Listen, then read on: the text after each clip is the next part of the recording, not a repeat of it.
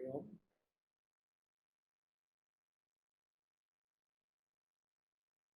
Can you all hear me? Am I audible? Is the audio loud and clear?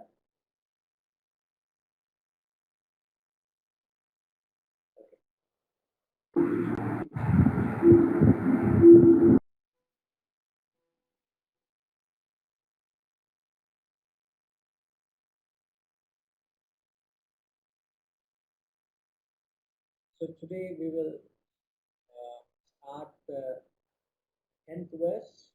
Last two sessions we have done the very famous ladder of rise, looked into the entirety of satsang. Okay. Let's chant verse 10 twice together. वयसि गते कः कामविकारः शुष्के नीरे कः कासारः क्षीणे वित्ते कः परिवारो ज्ञाते तत्त्वे कः संसारः वयसि गते कः कामविकारः शुष्के नीरे कः कासारः क्षीणे वित्ते कः परिवारो ज्ञाते तत्त्वे कः संसारः. The title for this verse is without cause there is no effect. Everything in life has to have a cause and effect relationship.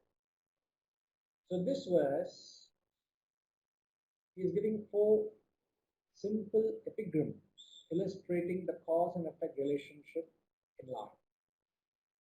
So the translation reads, when age, youth is gone, where is the play of lust? When water has dried, where is the lake? Shushke nire kaha kasara, kshine vitte kaha parivaro. When wealth is gone, where is parivaro? Where is the following? Where is the retinue? Jnate tatve kaha samsara. And the essential takeaway from the verse is, when essence of reality is realized, where is this samsara? Where is this terrestrial entanglement? Okay. Now, before I get into the verse, I wanted to highlight a particular aspect. I hope you all can see the PowerPoint or the notes there. See, in order to understand what this verse is talking about, you need to understand the importance of having an intellect, the importance of using the intellect in every stage of our lives. In every experience, can you bring in the element of logic and reason? Now, keeping that in mind, keeping in mind that you need to bring in reason to every aspect of your life, let us understand how the intellect has evolved through generations. The intellect has matured. So what is the lowest level of intellectual development? We saw what is the highest. Now the first level of intellectual development is known as age of perception or age of gazing. A state where you are just merely perceiving the world. You just perceive, then you receive the world through the organs of perception, You just receive the stimuli from the world, and after receiving the stimuli from the world, nothing happens within you. If you quickly remember, we discussed last couple of weeks the 3R: the receipt, reaction, response. So the first stage, the age of perception or age of gazing, is where the world comes into you. You just seem to receive all that the world gives you, but there is no reaction within and there is no responses back into the world. A typical example to understand age of perception or age of gazing would be, if you look at the animal kingdom, example, let's say you look at cattle. When you look at cattle, they have not, I'm sure we all have seen umpty number of times in our country, you'll find there is a cow or a buffalo which gets seated itself right in the smack of a very busy section of a road. And there's so much of traffic, there's so much of movement happening around the cow or the buffalo. Obviously, the cow and buffalo, they're not blind, they're not deaf. They seem to receive all that sound and honk and chaos around them. And they also realize what chaos they're causing to the whole traffic. In spite of that, they do not register what's going on. There is no reaction within, and their responses are they're comfortably seated where they are. They wouldn't move an inch from where they are until somebody comes and pushes them out of the road, literally pulls them out of the mess they're creating. So there are people who fall under this category of age of perception, age of gazing. What I am saying is, this is how the intellect evolved. The first stage of intellectual development generations ago was at this level, stage 1.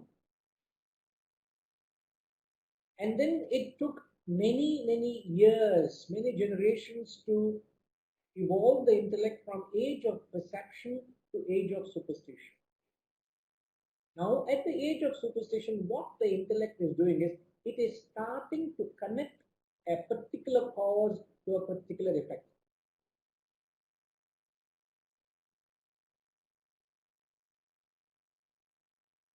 Are you all able to hear me?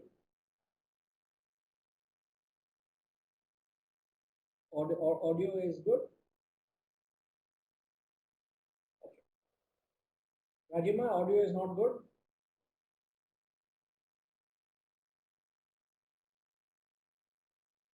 Sounds like though you're from inside a well, Guruji.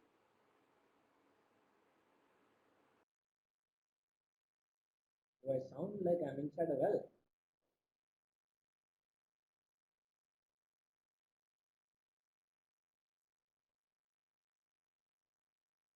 I'm only in the well of samsara. That I know. I don't know of any other well. If you can pull me out of that, please pull me out.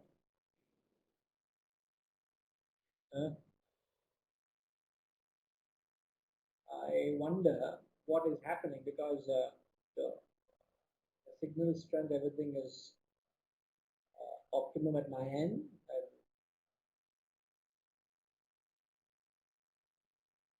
But is it manageable, or you can't hear at all?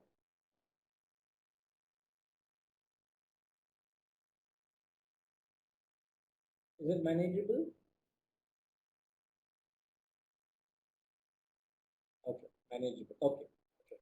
Hopefully, let's see if it improves. But if it for any reason it deteriorates, please draw my attention. Maybe I'll have to log out and log back in, something like that. Okay. So the second level of intellectual development is the age of superstition. The age of superstition is, you start connecting a cause to an effect, but then you start making the mistake. There is no logic and reason in that connection.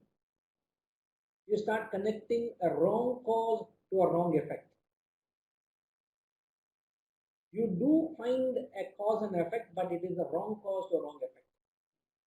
A simple thing, we all have grown up, we all have experienced it, we still keep encountering it, that if you see a black cat, instantly you associate a certain amount of inauspiciousness to it. Don't we? Why do you associate something inauspicious to a black cat? Or if somebody sneezes, they think it is something inauspicious. Or you find people wearing uh, all kinds of threads. Sometimes it can amount to 10, 15 threads they keep tying around their wrists. Or they have 8 rings. In fact, the maximum I had seen was there was 14 rings that guy was wearing in his 8 fingers. I was at a store, at a shop, and I was not doing shopping, I was just accompanying someone. And then nothing else to do. So what else to type pass? So you just keep looking around here and there, and this fellow caught my attention. So I was hoping that that fellow is not doing any Bharatanatyam. So whenever his hands were stationary, I was busy trying to count. And no sooner he will start doing some kind of movement and you miss the count. So I wait for him to be stationary, and then at last I caught the count. 14 rings. Now you are asking why he believes that by doing that there is some well-being, it would do good to him. He believes that there is some auspiciousness in it. For example, in fact, they also call themselves as a Shastra, which is it the Vastu Shastra. The same thing you see in the Chinese, they call it the Feng Shui. It's a huge industry, it's a huge business. What is it? If you place this spot in that direction, in that position, your fortunes will change. Now, if I enter the house from one angle, from one side of the entrance, all will happen good to you. So much so, one guy had to do a major renovation to the house, and he started off entering the house from the bathroom. So somebody convinced him that you should enter the house from that side, and there was a bathroom, and he couldn't do anything much with it. So what he did the bathroom so grand, because at the entrance of the house, a huge house, but everybody had to enter from the bathroom. Now, you if it brings something familiar in your mind, in your head, if you are able to relate to it, that means you are to that extent in the age of superstition. You're very particular. You're very what to say. You're very very fidgety of few things. It needs to be done that way only. It has to be in that place. That's called superstition. Some kind of a mental block. Now, as time passed on, the intellect evolved from the age of superstition. It came to age of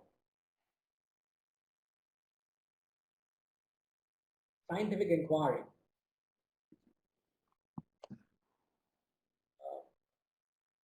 Just hold for a minute, please. Just being advised to.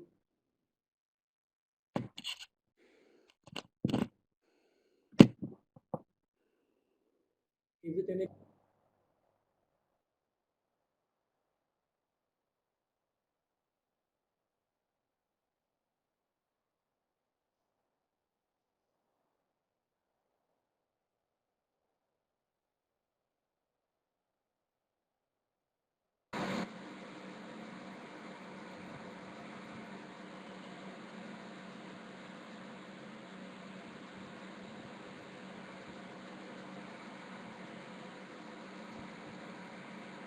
Harishi, can you mute your microphone?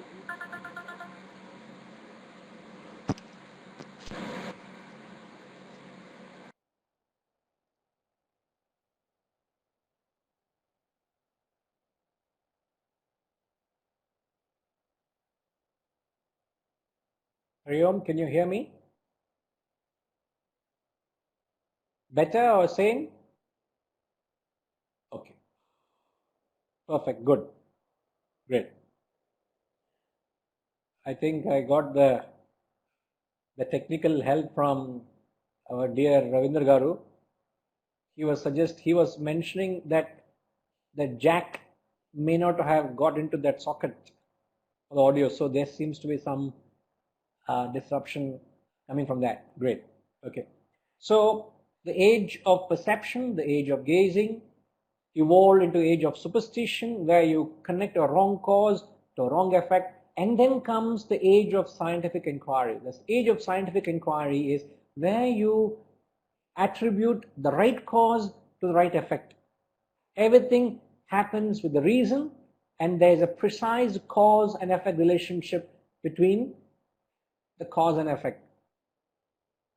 Now everything happens with a reason. Like for example, every object is attracted to the center of Earth at 9.8 meters per second. That's the law of gravity. And the law of gravity functions because there's a cause and effect. Somebody had to, when Newton, who discovered the law of gravity, as we all recall, he saw an apple that fell to the ground, and it happened at a time when there was lightning, and before the rain there was heavy winds. Firstly, he started associating the apple falling to the ground to the winds, which has got nothing to do with the law of gravitation. So as you start moving in the right direction of logic and reason, you start understanding the age of scientific inquiry.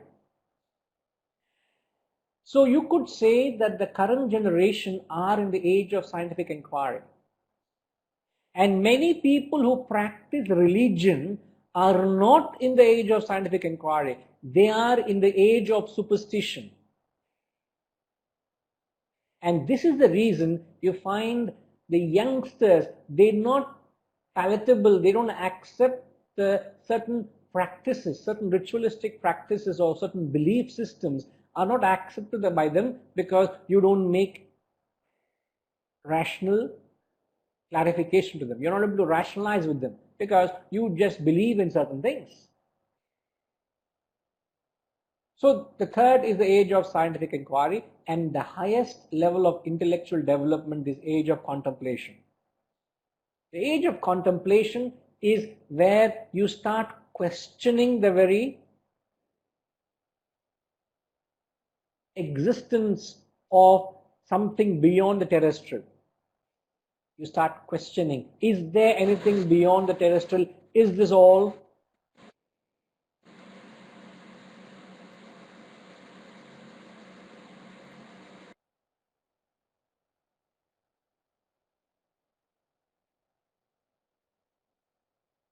So when the intellect questions the existence of a transcendental entity, that is when you're using the subtle intellect, is known as the age of contemplation. Okay, now just keep this in mind. Now when he talks of the verse, as I've said, he is giving 4 epigrams illustrating how law is governed with cause and effect. Now first he says, Vayasigate kaha kama vikaraha. When youth is gone, where is the the play of lust? Which means when age passes, one would lose the desire. Would one lose the desire? He says, where is the play of lust? So there is no lustful play, which is very much associated for youth. When one is in youth, there is this passion, there is this energy, there is this craving, there is this desire. But as one becomes of old age,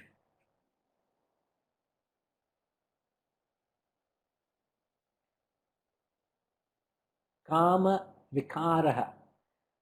See, there is a small correction, a class, not correction, rather, a small point to note, which is the most important point. There is this word kama vikaraha. Kama vikaraha means you lose your ability to act on a desire.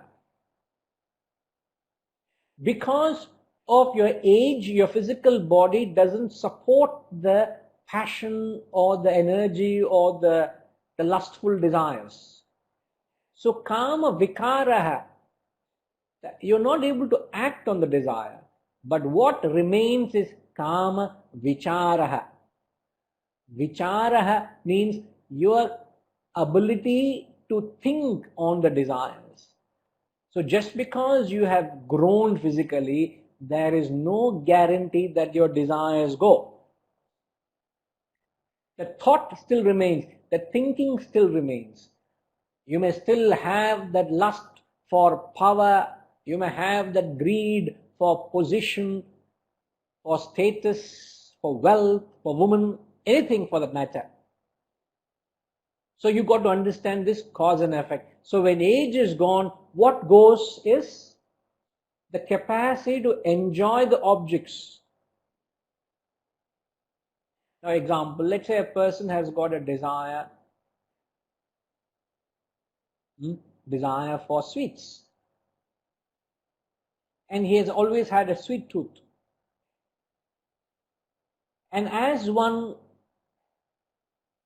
grows, when he was young, perhaps he had the freedom and he could have the license to enjoy as much as he wanted. His health permitted. But as age has caught up with him, would the desire for it go? I know people who still have that same craving, the same obsession. They can't control their tongue. The desire is there, but the physical body may not permit. The moment I mentioned that, two people are laughing on the screen. I don't want to say anything. There was a subtle laughter between Rajima and Harishji. Look, they both looked at each other and they laughed. I don't know.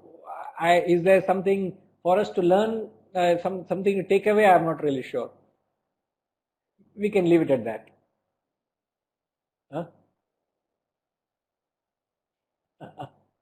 So, kama vikaraha and kama vichara. So when youth, there is this ability to enjoy. When age comes in, you can't enjoy. The desire is still there. Okay. And second, he says, when water has dried, where is the lake? All these bodies of water, they're all created when the water, when it rains, and these brooks and these rivulets, they carry the water and they form these lakes. So when water has dried up, where is the lake? Cause and effect. What you need to understand is cause and effect. So when the summer kicks in the peak of summer, all these lakes get dried up. So there's no question of lake. And thirdly, he says, when wealth is gone, where is the retinue? Shine vitte kaha parivaraha. Parivaraha is retinue. As I've said, when you have a capacity to contribute, there is a retinue, there is a following. When the doctor has a capacity to treat patients, people will line up outside his clinic, isn't it? When a sportsman is in his prime youth, he is able to bring the best into the game, there will be endorsements, there will be following, there is name, there is recognition.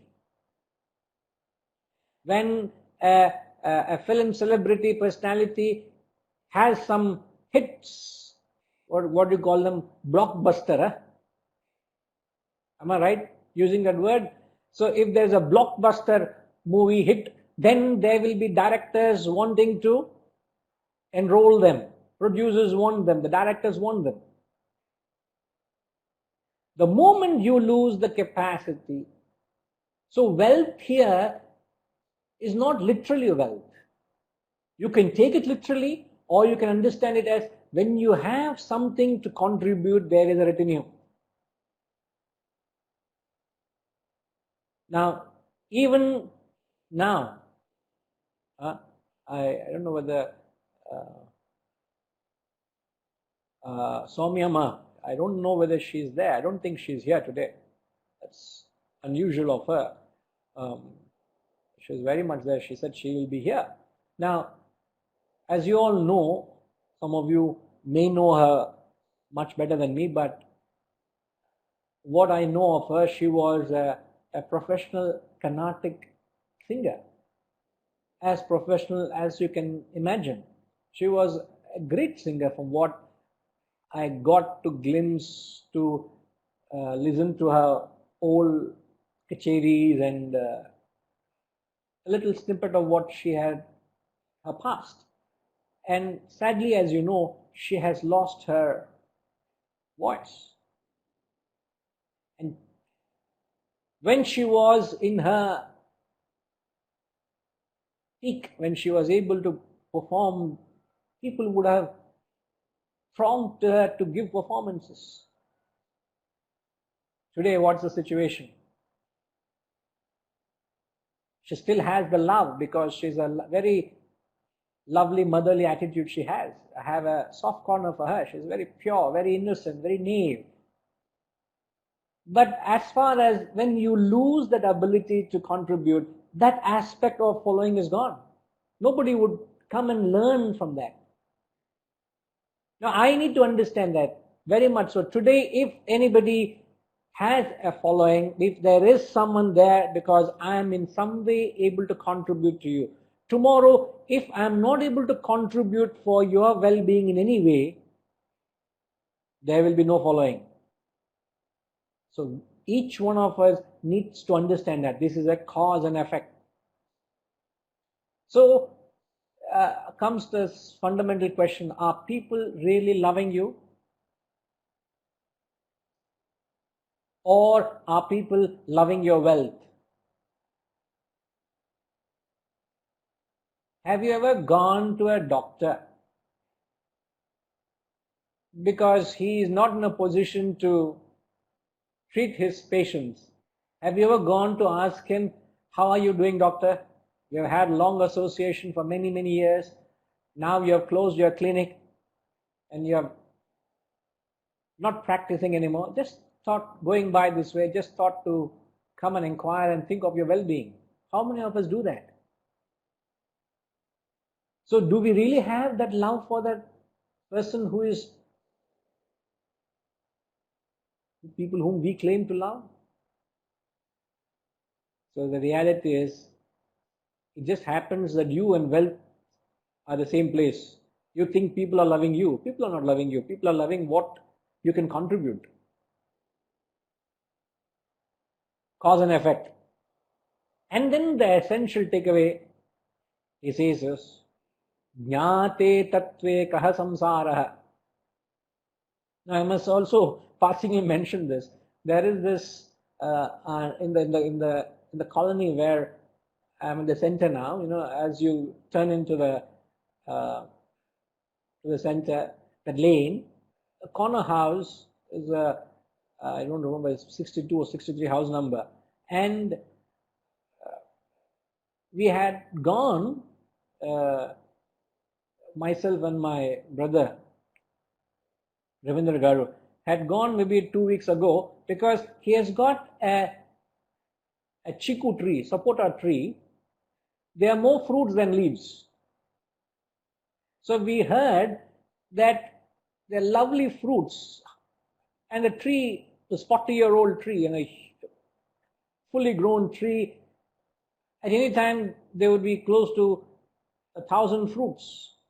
And people come and just pluck them and go. And that news fell on our ears. And then he's a very hospitable man, very, very fine gentleman. We keep crossing path and we keep talking and sharing. So other day, me and my brother went asked him, "Sir, can we come and pluck some fruits?"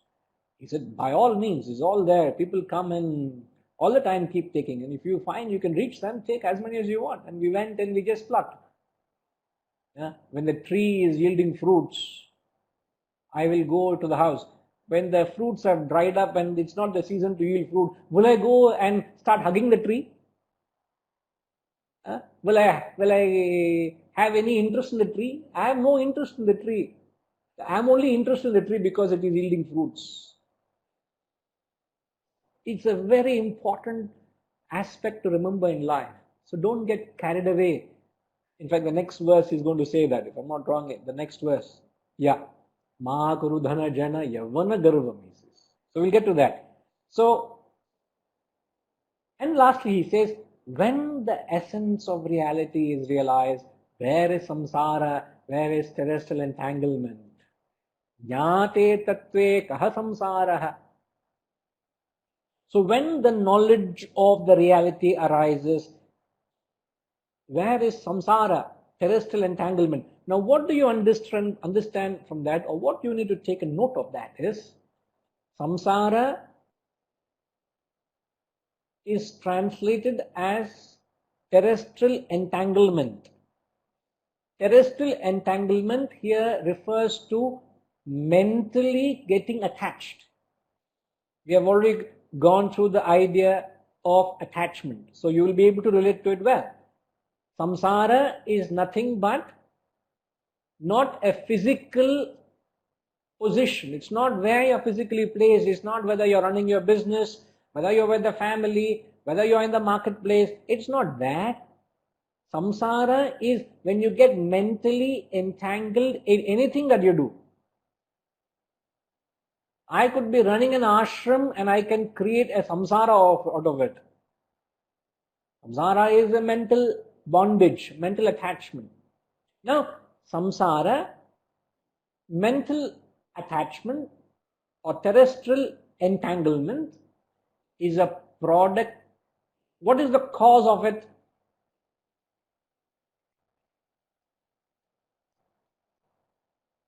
Yes, sir, Sethraman Garu.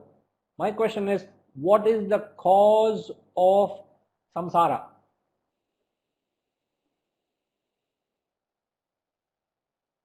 Oh, when we realize, when we get enlightened, we merge with the Atman and we see Atman in everyone. So we don't have any attachment to anyone. All are equal. So there is no samsara. There is no entanglement. All are So what is the cause of samsara? cause of samsara is attachment, bondage. Sir, samsara is attachment or bondage? Yeah. See, attachment or bondage is samsara. So the question is, what is the cause of that attachment or bondage? Desire. Desire? I don't think so. Again, as I said, get to the principle of cause and effect. And go with the line he says. The line says, Jnate tattve kaha samsaraha. When essence of reality is realized, where is samsara? Now, none of us have realized the self. We all have realized it in stages. We are all in some stage in the ladder of self-evolution, self-realization. To that extent, you and I are liberated from samsara. Cause of samsara is ignorance. I'm sorry? Ignorance. So if you have to put it in that way, what is the cause of ignorance? The samsara is ignorance of your own self. You do not know yourself.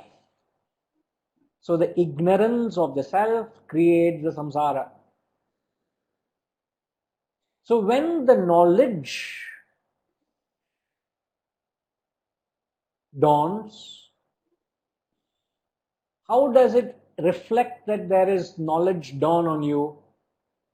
There is no more mental bondage, there is no more samsara.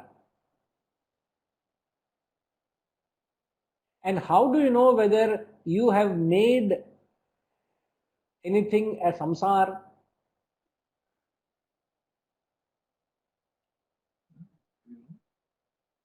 How do you know whether your business is samsara? How do you know your family is samsara? Whether your ashram is a samsara? How do you know? When I am entangled, I come to know. I am, wherever I have attachment. Now the question is, how do you know that? Because it gives pain and suffering. Anything that gives pain and suffering. The sign of samsara is pain and suffering, isn't it?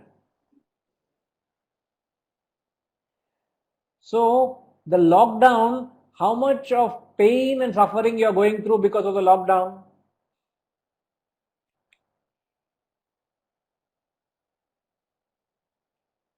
Celebrating. Ama. Celebrating. சொல்லுவீங்க now.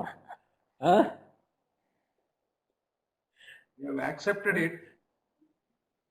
If you say that, you have accepted it. Sorry? Accepted it and making the best out of it.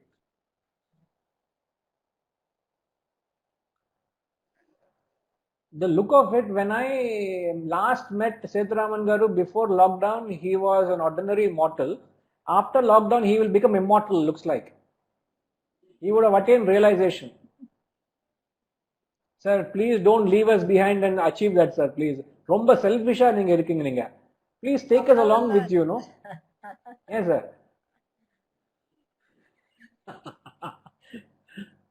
So,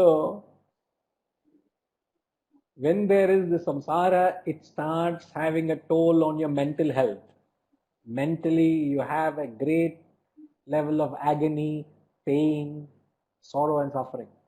Okay? So what the takeaway from the verse is, he is only talking about the cause and effect and how you need to operate at all times with a level of reasoning. Now, if you refer to that 4 ages of the intellect, all of us at different times go into different stages of intellect. At times you behave as if you are in the age of perception or gazing. At times you behave as if you are in the age of superstition or age of scientific inquiry.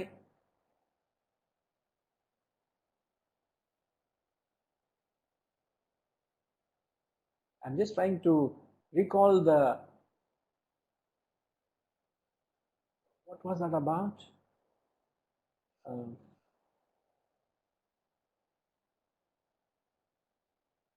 I always keep telling Vaishnavi that she should become a lawyer, because everything we do, she keeps giving us logic and reason.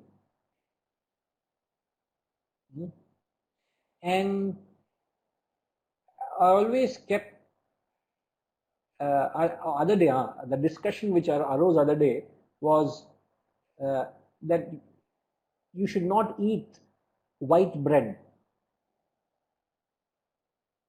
If you choose to eat bread, you should eat either multigrain or whole wheat or brown bread, perhaps the better of the lot.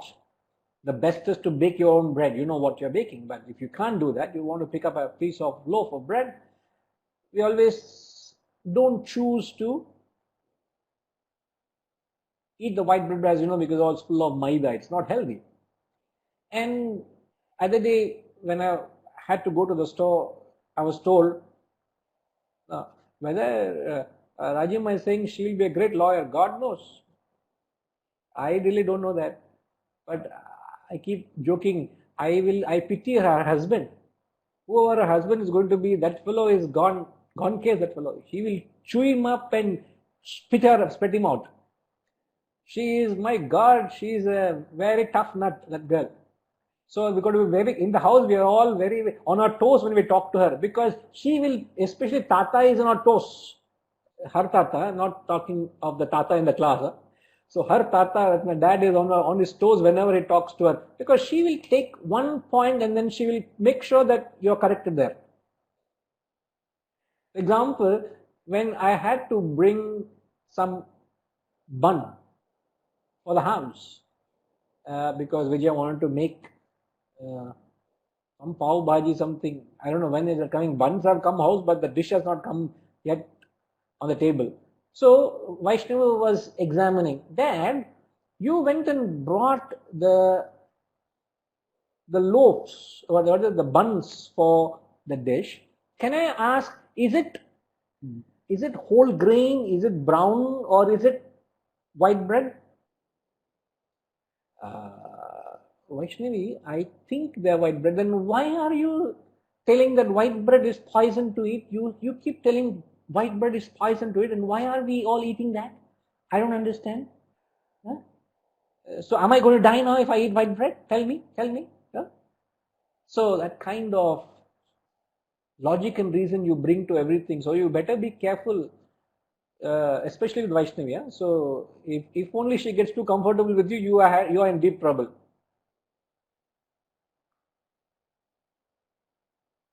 And please don't tell her that I have quoted her in the class, and I am in trouble when I go back home tonight.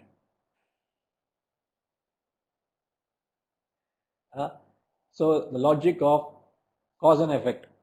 Now another effect of cause and effect is, I always thought Shiva was young and vibrant, and I'm sure he is still vibrant, but I thought he was just very young person I known, but suddenly he seems to be, again he also has attained great spiritual state. You know, he is also going into the lineage of the great Mahatmas of we will not be able to recognize you, Shiva. What is lockdown doing to you? I'm trying to reach there through this path.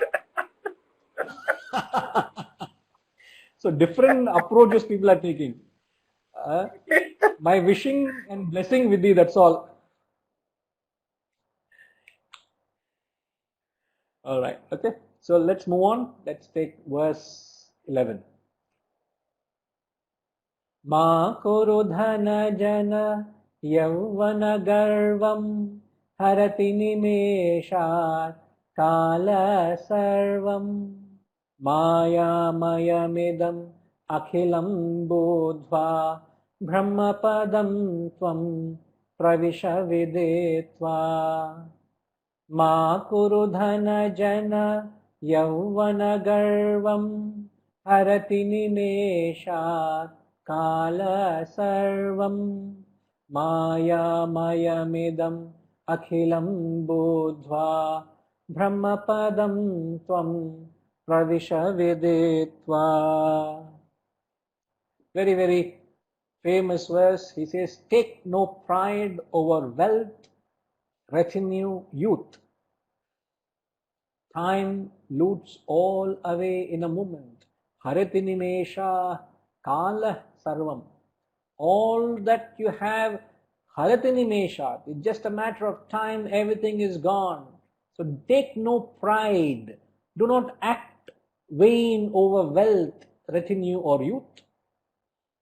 Maya mayamidam akhilam buddhva. Having understood all this as maya mayamidam.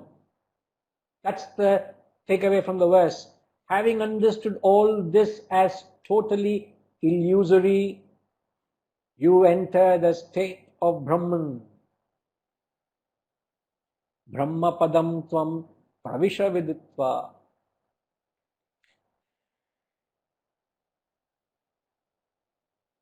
So he's talking about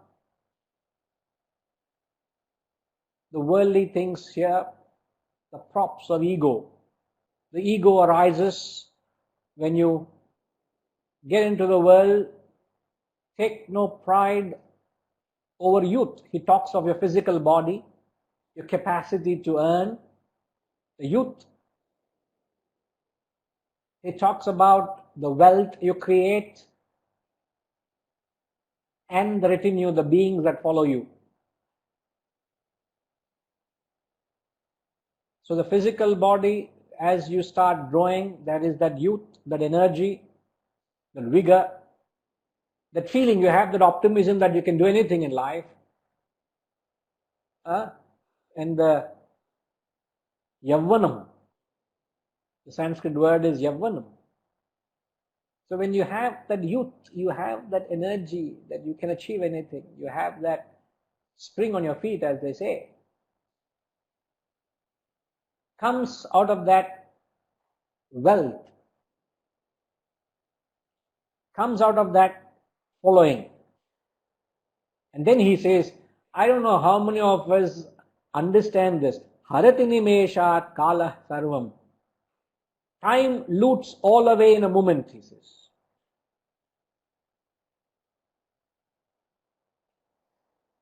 How do you understand this?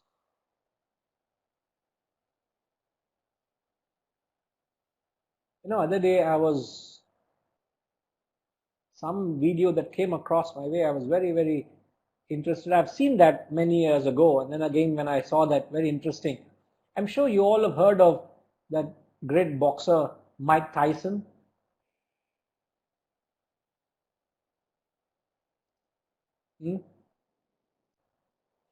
He was a terror during his times.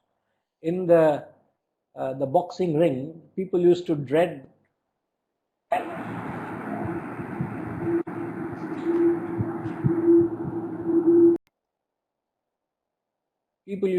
the thought of having to face Mike Tyson. So during the course of his career, he made millions. He made millions of dollars. And very soon thereafter, he became bankrupt. He became close to, I think, 50 or 100 million. He had loans. In no time, where he had a fortune of over 3 to 400 million dollars, plus became minus 100 million. And what was the cause of it? Rajima, can you guess? What could have been the cause of it?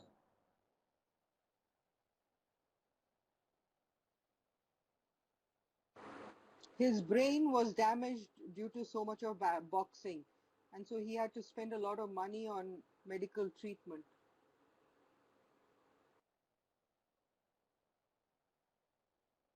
Is that a fact? Or are you guessing?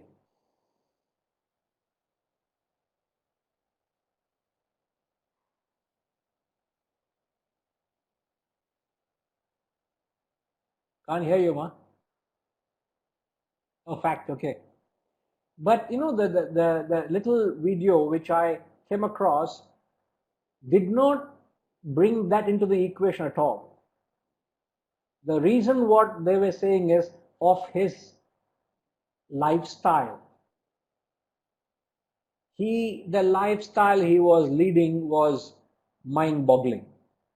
Just mind-boggling. Buying villas, buying expensive cars, buying expensive watches. Each watch he had, there was, again, as I said, is all gathered information, costed close to $500,000. Can you imagine? A wristwatch would cost 400,000, 500,000 US dollars. And he used to throw parties and luxury travel, private jets, huge yachts, indulgence. What happened is, in his prime, he had all that. He got into some fight and he got into prison behind bars for 7 years. He was behind bars. All this. And within no time, he was begging at the doors of people to help him out, what he got into. So, very rare people you come across who don't have that arrogance which comes from wealth youth and following. Very rare. Now, if one has this, how does one get over it? Okay, now even before I get to that, why does one create an arrogance of youth, wealth, following? These three are interconnected. Youth, wealth, following. Why does one develop a sense of arrogance? Garvam, that vanity.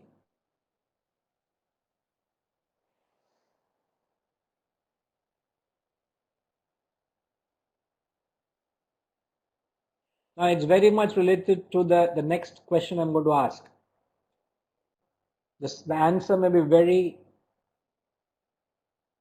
clear, but if you can voice it out. Mike Tyson, a few divorces. Divorces and all, I don't talk about it because that is an American lifestyle. In fact, they celebrate. I remember, again, I'm repeating what Rajima told me when she went to the US Embassy for interview. She said, "You're marrying to the same man for 40 years. That fellow almost got a shock. So that's the kind of, in fact, nowadays they don't get married because there is this liability or this responsibility or some commitment of divorcing. So since they anyway would end up getting divorced, they don't get married at all. And there's lawsuit and all these kind of things. Yes. So the question is, why does one develop this garvam, which arises from youth, wealth, and following? They feel they have achieved it due to their strength. All right. Okay.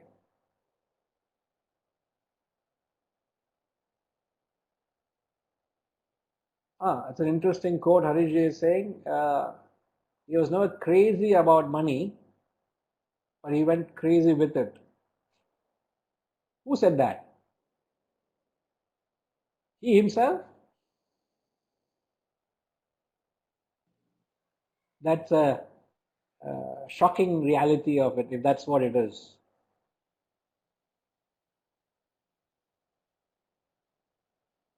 So how easy it is to fall a prey to all this.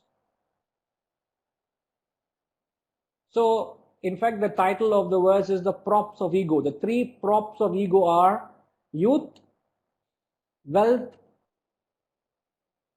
following. So the question is, why does one develop this garvam, vanity?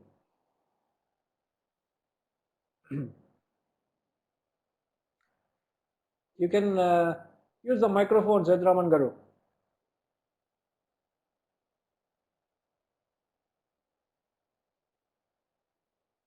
Away from reality. In fact, thinking along the lines of what you all have said, when you give something a greater value than what it deserves, that is when you get attached to it. It becomes of a greater importance to you. Everything in life, whether be it age, whether be it wealth, whether be it retinue, I'm still sticking with the verse, everything has a relative value in it. Everything has a value. No doubt, age is with you, you can achieve things. Because of the wealth you can create, you have a following, name, etc. All of that have a certain value to it. But when you give it a far greater value than what it deserves, that is when you develop vanity or ego. So mark those words. Those are the very important words to take a note of. When you give it a value more than what it deserves. They all need to be given a certain value, but you give far more value than what they deserve, you develop a garvam or ego. Now come to the second half of the verse. Having understood this, the second half of the verse he says, Maya mayamidam akhilam buddhva brahmapadam tvam pravisha viditva. He says, having understood all this as totally illusory, you enter the state of Brahman. Now the Mahatmas are saying, understand this world as totally illusory. So the first half of the verse gives our standpoint, the second half of the verse gives the standpoint of the Mahatmas. Lingla? Correct? Two standpoints. Now take a note from the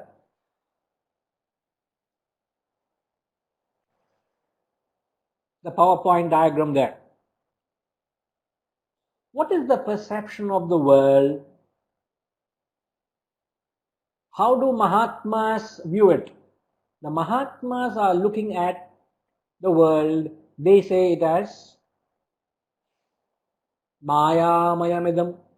They are calling it as illusory. There is no big reality in it, man. There is no reality at all. It is an illusion. So Mahatmas are calling the world an illusion, and we are calling the world very much real.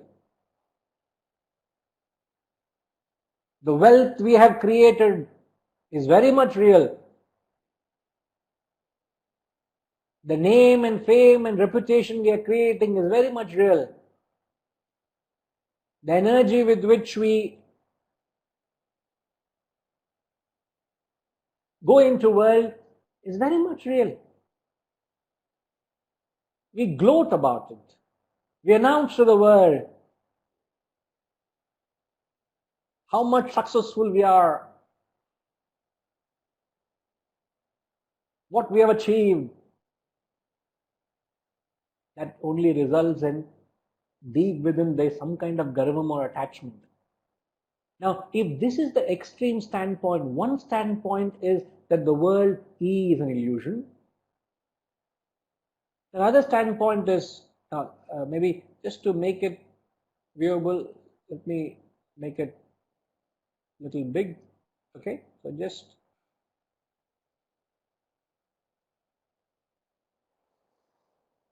see it clearly now. So the Mahatmas are calling the world as an illusion, and our perception is that the world is a great reality. Whatever you are attached to, you may not be attached to age, but you may be attached to retinue. You may not be attached to retinue, but you may be attached to wealth.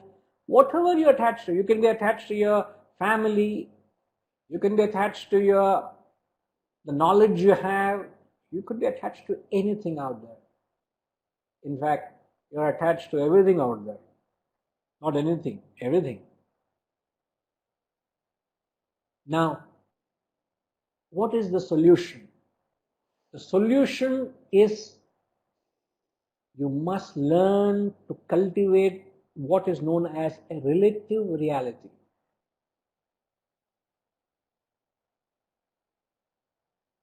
Learn to cultivate a sense of a relative reality to whatever you are experiencing.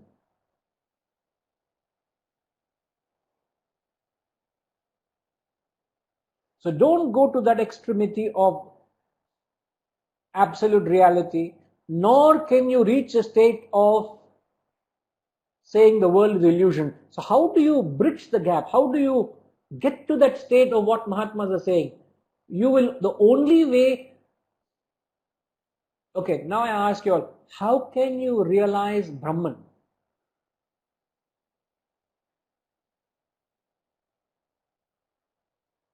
What is it that is going to help you to realize the Brahman ultimately?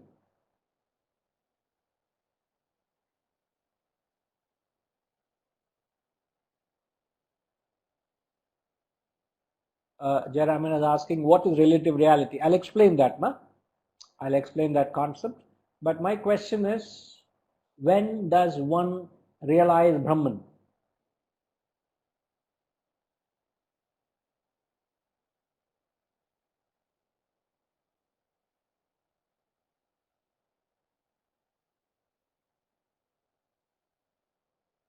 a perfect detachment.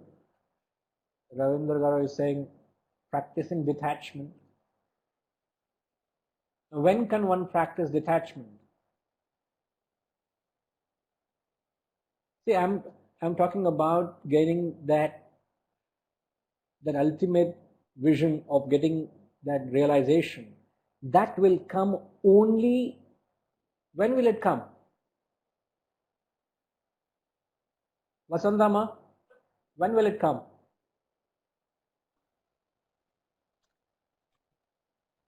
When all your vasanas are exhausted, burn your desires, thoughtless state. Now, if I can clarify, we are not. See, one of the most important lessons we all should keep in mind is when you are with a teacher, think along with him, especially in a classroom like this. Now, I want to drive home that point is because your answer, you are using the words of vasanas, desires, thoughts, isn't it? Are we talking the concept of vasanas or desires in this verse at this moment? So you're thinking completely out of the context. The answer may be right, but you're not thinking along. So the answer lies if you think along. Can I request you to think along? Can I bring you back to the track? What is the concept we're talking about now?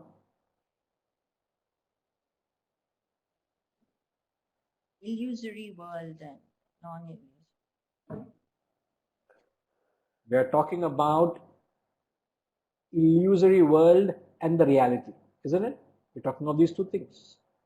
So the second half of the verse he says, when you understand that the whole world is illusory, then you enter the state of Brahman. We're not talking of vasanas here, we're talking of illusion.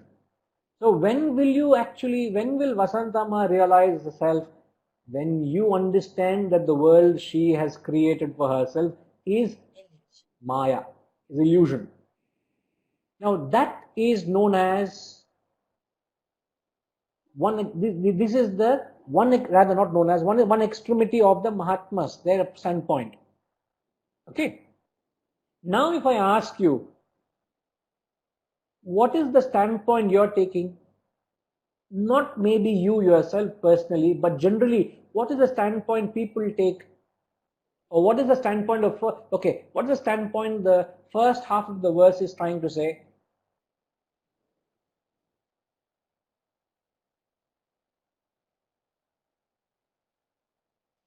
The first half spoke about youth, wealth, Ego. retinue. Ego. When does that one come? When you give too much, When one gives it. more value than Sorry, it is ma? worth. When? When you give Correct. more When you value give to more value than it's worth to the experience of whatever you're going through, which is nothing but giving it an absolute reality. So, how does one get from absolute reality to no reality? You must cultivate a state of relative reality. Relative reality, how do you understand? Can anyone try and attempt what is relative reality? Giving actual value.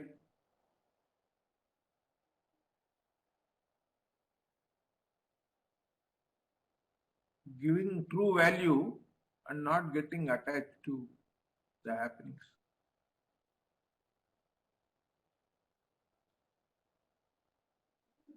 What is the true value of the world?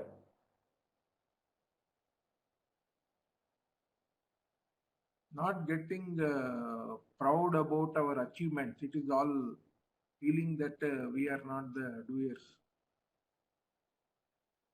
It's not that we are doing something great.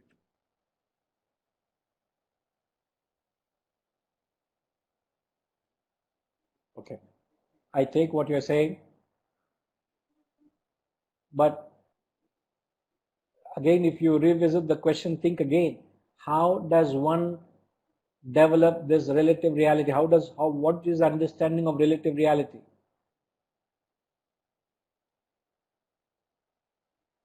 Rajima is saying, letting not those external things control you. Rishi is saying, what is more valuable?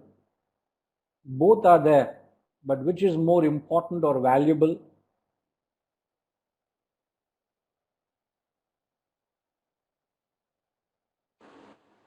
See, if you go by what the verse itself says,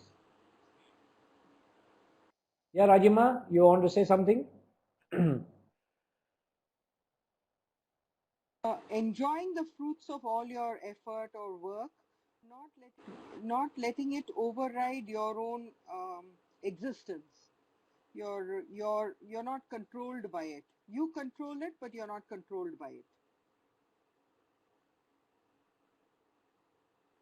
Now, how do you know whether you are controlling it or it is controlling you?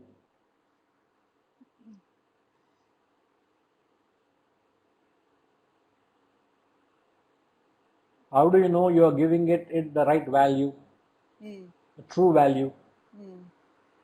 How do you know? Not See, if I can help you all think, when you want to watch a movie, let's say a movie, the ticket price is 100 rupees or 200 rupees, I don't know what the ticket price is, 100 rupees. But you are willing to pay 500 rupees or 1000 rupees for the same ticket to watch that movie because you want to watch the first show, the premiere show, and you want to be the first few to watch that movie.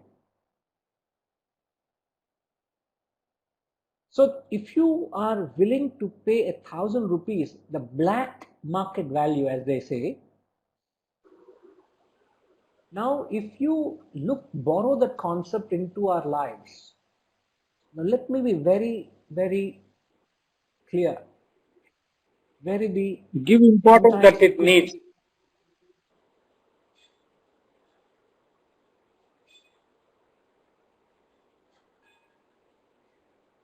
Yeah, Shiva, you are rightly saying give it the importance that it needs. But the question is how it needs or deserves. But the question is, am I aware that am I its master or am its slave? How do I go about evaluating how much value am I giving to it? It is very important that you need to know whether you are giving it the right value. It's like, how do you know whether I'm giving it a black market value? I have a family. Am I giving a black market value to the family? Or am I giving it the right value? My reaction will be the same without it as well. Whether I have it or whether I don't have it. That tells me whether you are attached or not. Yeah, but my question is, how do you know whether you are giving it the right value?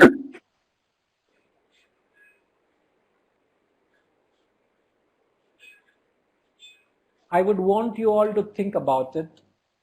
I would want you all to deliberate this thought. How does one know whether you are giving the right value to things that you're relating with? I repeat or rephrase it. How do you know whether you're giving it the right value to things and beings that you're relating with?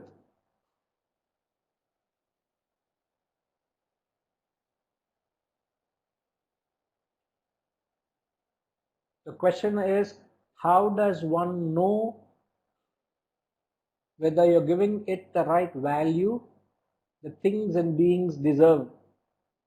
Everything has a value. Now we are not at the level that it is illusory, please. So don't approach from an absolute standpoint. Don't try to assume a level where you're not.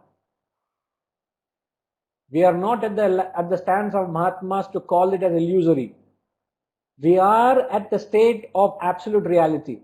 The entire effort or the sadhana is to move from absolute reality to cultivate the relative reality. Now, if you want to cultivate this, you need to know. You need to know. So the question is, what's the question, Ma? Rajima?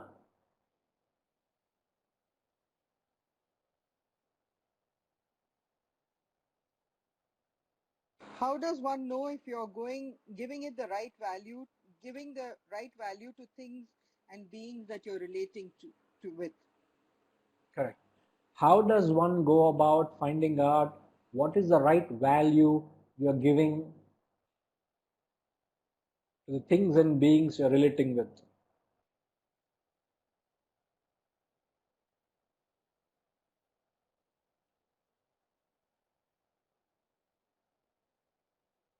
You could have your family, and I say family, your children, your grandchildren,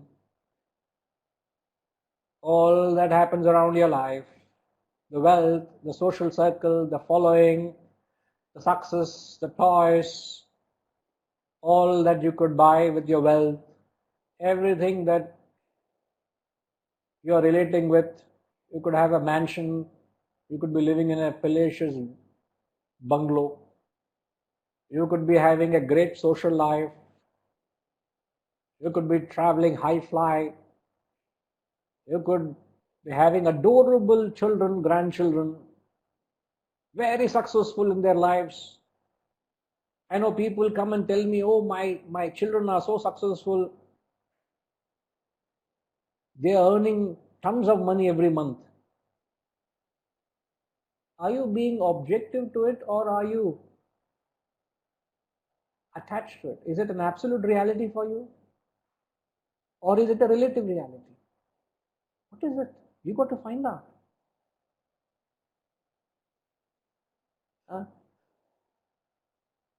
Everything. So if you are in a state of absolute reality, you are subjecting yourselves through a lot of pain and agony, because that is the level of attachment, like what Jayama said. If you're with or without it, when you're okay, then you are detached to it.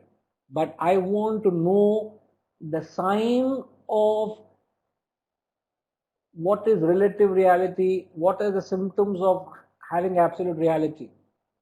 How do you know? What is that measuring tool? It may be in parallel to the concept of attachment, detachment, but we are approaching it differently. Because when we talk of attachment, detachment, we don't talk about illusion ultimately. Here, the ultimate thing you keep marching towards it is illusory. So, just to borrow, the quality of upasana, the Sanskrit word upasana, asana. Upa means near, asana means sitting. So when you sit near a guru, you want to gain their perception or vision. So what is the perception of a guru? The perception of the Mahatmas of the text we are learning of Adi Shankaracharya, he says the world is illusion. Can you bring that perception into your life to say that the world is an illusion, has no substance? In fact, who is it who used the word, Sedraman Garu said, true value. From the perception of a Mahatma, the true value is no value. From the point of a Mahatma, now I ask you, what is your value? Are you giving it a black market value? Or are you giving it a relative value? Or are you giving it no value? How do you know what is your value for things? And that varies to different things differently. Whether we the absolute value, relative value, no value. So how do you know? In fact, this can be incorporated into the question. How do you know whether you're giving things an absolute value, a relative value, or no value? These are the three perceptions we are taking to life. So incorporate it in the question, or use these criteria to analyze the question. It is not the question of coming at the right answer, please. It's the question of trying to evaluate yourself. It is known as self-analysis. You are trying to analyze yourself through these yardsticks so that you know where you truly stand, what you need to cultivate. So this verse can be taken as a matter of information, which is what they're saying, or you can convert it into an abhyasa.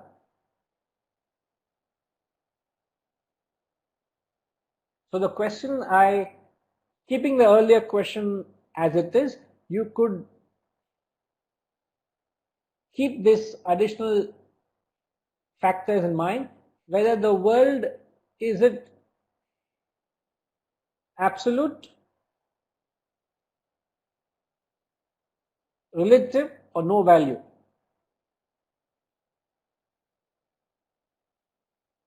Where those the words are used, Rajima?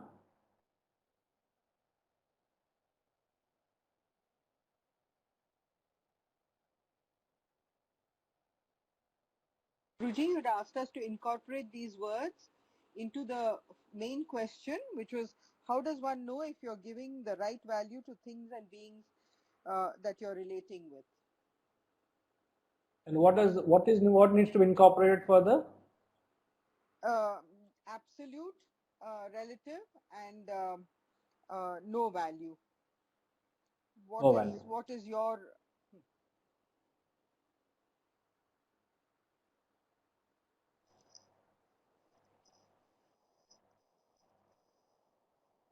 So you can use these three standpoints to evaluate yourself. And how do you go about evaluating? That is the question. Okay? I will leave you with these thoughts. Om